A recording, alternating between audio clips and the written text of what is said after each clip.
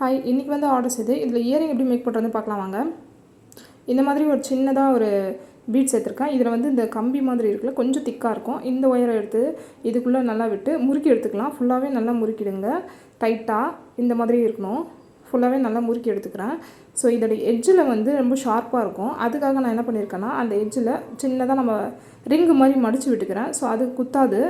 இது வந்து இந்த டப்ஸு மாதிரி காது குத்தலை இந்த பாப்பாவுக்கு, அதனால் டப்ஸு மாதிரி. இது ரெடிமேட் டப்ஸ் வாங்கும்போது நமக்கு வந்து வலிக்கும், அது ரொம்ப டைட்டாக இருக்கும். இது வந்து நம்மளுக்கு லூஸாகவே இருக்கும். ஸோ இந்த மாதிரி மடித்து விட்டுக்கிறேன். ஒரு பின்னாடி வந்து ஒரு ஹெவியாக வரணுன்றதுக்காக இந்த மாதிரி 2 இயரிங் வந்து நான் ரெடி பண்ணி வச்சுக்கிறேன். அவ்வளோதான். இதுக்கப்புறம் வந்து நான் ஒரு இந்த மணியும் ரெடி பண்ணேன். அதே மாதிரி பிரேஸ்லெட் வந்து 2 சுற்றி போடுற மாதிரி நான் ரெடி பண்ணியிருக்கேன் பிங்க்லேயே. ஸோ அவங்க எடுத்தது லைட் கலர் ட்ரெஸ்ஸு, அதுக்கு மேட்சாக இது கண்டிப்பாக இருக்கும். இந்த பீட்ஸ்லேயே எல்லாமே செஞ்சு கொடுங்கன்னு கேட்டாங்க. அதனால் எல்லாமே ஒரே கலராக பண்ணியிருக்கேன். இதே மாதிரி இன்னும் நிறைய வீடியோஸ் பார்க்க என்னோட சேனல் சப்ஸ்கிரைப் பண்ணிக்கோங்க. இந்த வீடியோக்கு ஒரு லைக் போட்டுக்கோங்க.